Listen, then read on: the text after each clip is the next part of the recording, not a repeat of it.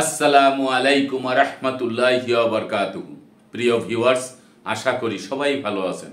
Stop torture BD চ্যানেলের পক্ষ থেকে আমি খান রেজাউল ইসলাম রেজা সবাইকে আন্তরিক শুভেচ্ছা ও অভিনন্দন জানিয়ে আজকের পর্বটি শুরু করছি। আজকের পর্বের যে ভিডিও, সেই ভিডিওর মূল বিষয় হচ্ছে অবশেষে পরিবর্তন হয়ে গেল জমির মালিকানার পদ্ধতি। খতিয়ান দিয়ে জমির মালিকানা পাওয়া যাবে না। কী কারণে যাবে না, কেন পদ্ধতি পরিবর্তন হলো, সেই বিষয়টি নিয়ে বিস্তারিতভাবে আলোচনা করব। তাই ভিডিওটি না টেনে সম্পূর্ণ ভিডিওটি দেখার জন্য অনুরোধ রইল। আর ভিডিওটি দেখার পরে যদি ভালো লাগে, মন চায় লাইক কমেন্টস করবেন, শেয়ার করবেন। আর আমাদের চ্যানেলটি যদি ভালো লাগে, আমাদের পরিবারের সদস্য হতে চান, তাহলে চ্যানেলটি সাবস্ক্রাইব করে পাশে থাকা বেল বাটনটি অন করে দিয়ে আমাদের সাথেই থাকুন। প্রিয় ভিউয়ার্স, অবশেষে জমির মালিকানার পদ্ধতিটি কিন্তু পরিবর্তন হয়ে গেল। খতিয়ান দিয়ে জমির মালিকানা পাওয়া যাবে না। আমরা সাধারণত জমির মালিকানা পেয়ে থাকি কয়েক পদ্ধতিতে। যেমন এক নম্বরে হচ্ছে দলিল যার জমি হবে তার।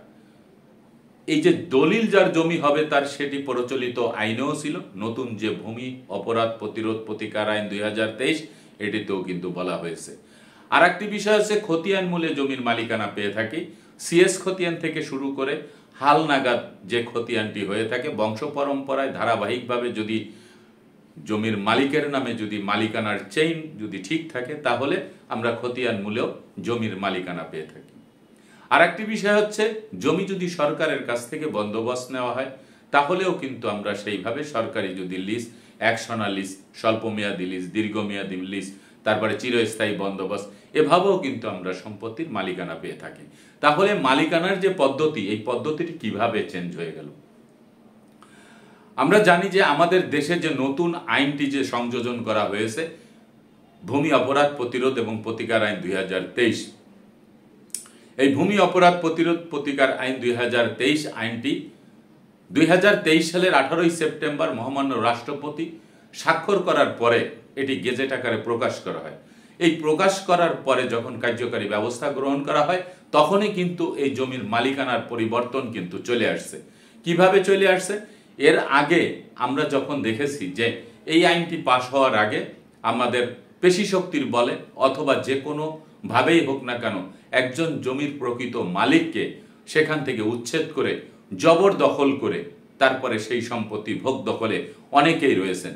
তেমনিভাবে জনসাধারণের সম্পত্তি যেভাবে জবরদখল করে রেখেছেন, তেমনিভাবে সরকারি সম্পত্তিও কিন্তু এইভাবে জবরদখল করে রেখেছে।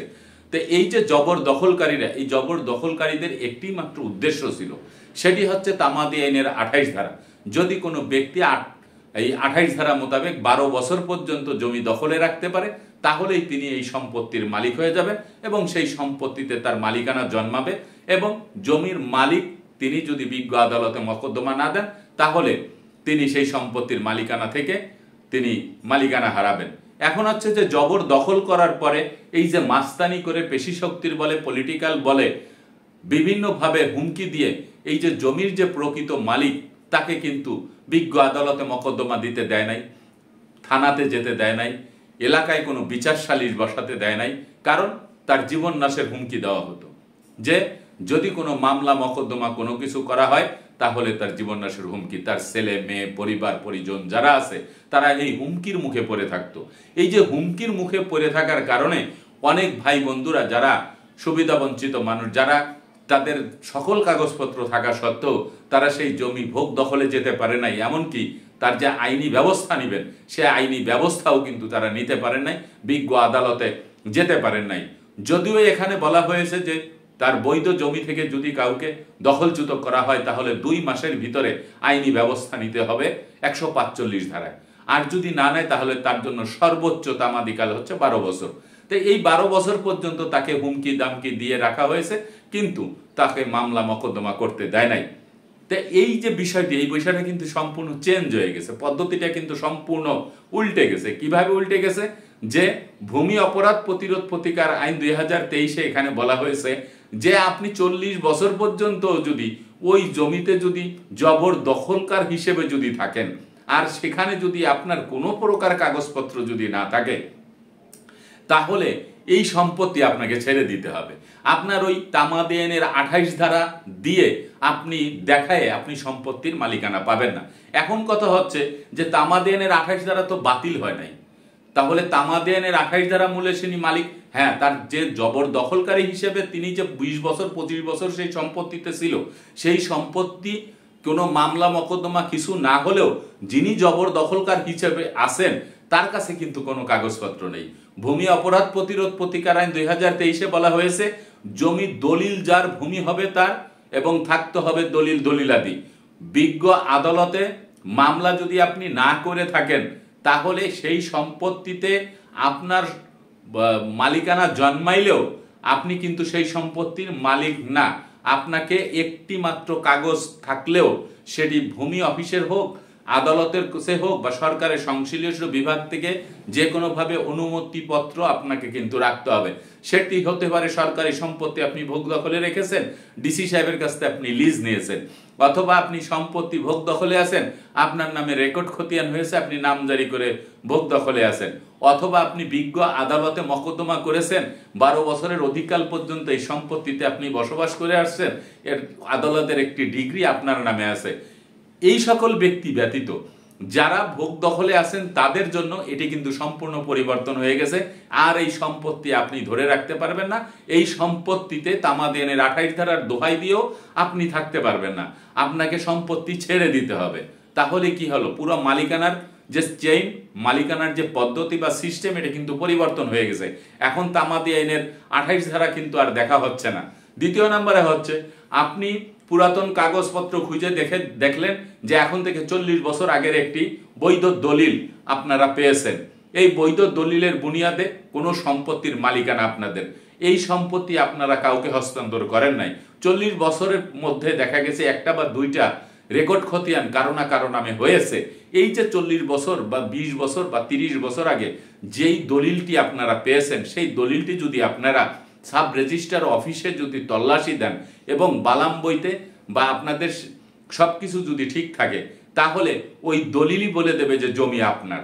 কারণ পরিবর্তন হয়ে গেছে, যে এখন যে মালিকানার যে পদ্ধতি পরিবর্তন হয়েছে, এখন আর ওই দোহাইটি কিন্তু আর চলতেছে না যে আমি 12 বছরের অধিককাল পর্যন্ত এই সম্পত্তি ভোগ দখলে আছি, এই কথা বলার আর কোনো সুযোগ নাই। কিন্তু পূর্বে ছিল, যেই 2023 সালের 18 সেপ্টেম্বরের আগে এই সকল সবক, এই সকল বক্তব্য, এই সমস্ত মন্তব্য, এই সকল সামাজিক ভাবে মানুষ শুনতো, বুঝতো, মানতো সবকিছু। কিন্তু বর্তমানে যে 2023 সালের 18 সেপ্টেম্বর যে আইনটি পাশ হয়েছে, এই আইনটি পাশ হওয়ার সাথে সাথে মালিকানার যে ধরন, মালিকানার যে সিস্টেম বা পদ্ধতি, সেটি কিন্তু সম্পূর্ণভাবে পরিবর্তন হয়ে গেছে। কারণ এখানে বলা হয়েছে দলিল যার ভূমি হবে তার, এবং থাকতে হবে দলিলাদি। তাহলে যেই ব্যক্তির কোনো কিছু নাই তাকে জমি ছেড়ে দিতে হবে। আর এই বিষয়টি নিয়ে তিনি যদি বর্তমানে মামলা মকদ্দমা করেন যে আমি তো 20 বছর ভোগ দখলে আছি, আদালতে মামলা গ্রহণ করবে না, খারিজ করে দেবে। কারণ ওই পদ্ধতিটা এখন আর চেঞ্জ হয়ে গেছে, এটি আর কিন্তু হবে না। এখন আসা যাক যে রেকর্ড খতিয়ান মূলে মালিকানা পাওয়া যাবে না। রেকর্ড খতিয়ান মূলে মালিকানা পাওয়া যাবে না ওই সকল জমির যেই সকল ব্যক্তিরা জবরদখল করে রেখে যোগ সাজসে যে কোনোভাবে সরকারের সেটেলমেন্টের যে জরিপকারকরা আছে তাদের সমন্বয়ে উদ্দেশ্য প্রণোদিতভাবে তাদের নামে যে কোনো পন্থায় একটি রেকর্ড খতিয়ান করে নিয়েছেন, সেই সকল রেকর্ড দিয়ে জমির মালিকানা পাবেন না। আবার দেখা গেছে সিএস খতিয়ান, এসএ খতিয়ান মূলে জমি বিক্রি করে দিয়েছে, একজনের কাছে দলিল আছে, আরএস খতিয়ান, বিআরএস খতিয়ান অন্য আরেকজনের নামে হয়েছে। তাহলে যেই ব্যক্তির কাছে দলিল আছে সেই ব্যক্তির কিন্তু সেই সিএস খতিয়ান, এসএ খতিয়ানটি কিন্তু তার দলিলের সাথে মালিকানার সম্পৃক্ততা রয়ে গেছে।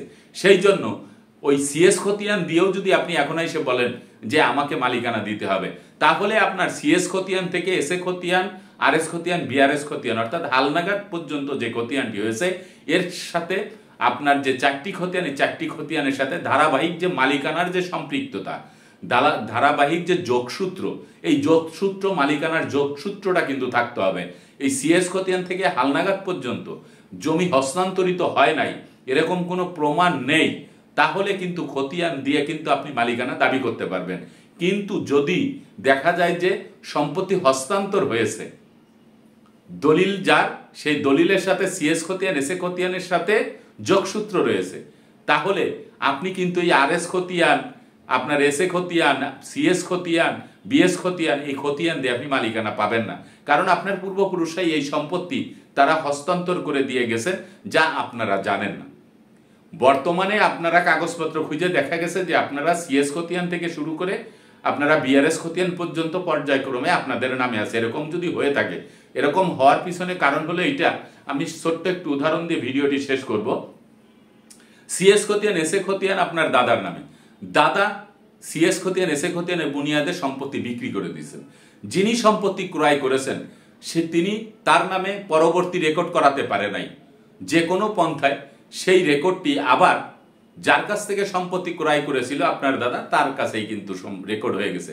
তাহলে তার নামে যদি রেকর্ড হয়ে যায় থাকে, তাহলে তিনটে রেকর্ডই কিন্তু আপনি দেখাইতে পারতেছেন যে সিএস রেকর্ডের দাদার নাম, এস এ রেকর্ডও দাদার নাম, পরবর্তীতে যে একটি রেকর্ড হয়েছে আর এস রেকর্ড সেটিও দাদার নাম।